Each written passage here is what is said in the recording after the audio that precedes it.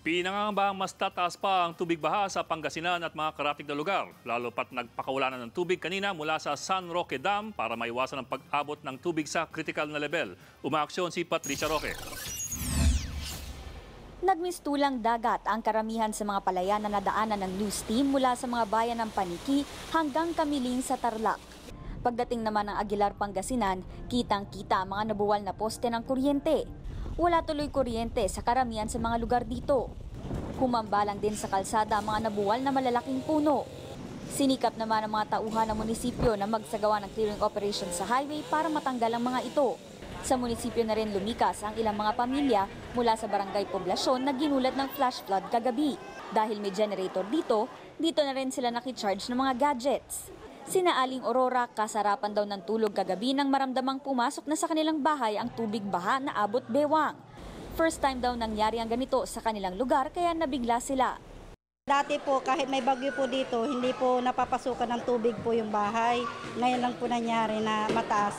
Tapos bigla na lang po ako nagising, yung hinihigaan pala namin tubig na.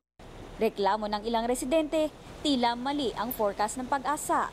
Nag-abiso ang Pag-asa, pero sabi nila signal number 1 pa lang. Pero hindi lang signal number 1 ang dumating. Halos signal number 3 na. Maging sa bayan ng Bugalyon, Pangasinan, lubog ang mga palayan at kabahayan sa mabilis na pagtaas ng tubig baha. Idineklara na tuloy ng mayor na under state of calamity ang bayan. Tuloy-tuloy rin ang sinasagawang rescue operations para sa mga pamilyang naiwan sa kanilang mga bahay. Yung mga tao rin kasi, syempre ayaw rin nila iwan yung mga bahay nila, hindi mo rin naman masisi. So bigla ngayon nagkasabay-sabay na kailangan sila i-rescue, so nagkakandara pa rin yung iba. Patuloy pa rin ang paglikas hanggang sa magdilim, lalo pat inaasahang tataas pa ang baha dahil sa pagpapakawala ng tubig mula sa San Roque Dam kaninang alas 6 ng gabi. Apektado halos lahat ng bayan ng Pangasinan na madadaanan ng Agno River, kabilang na ang Bugalyon. Tataas po talaga hindi po mapipigilan dahil dadaan po talaga dun sa river namin. So madadagdagan po, flooded na po kami, then madadagdagan pa po.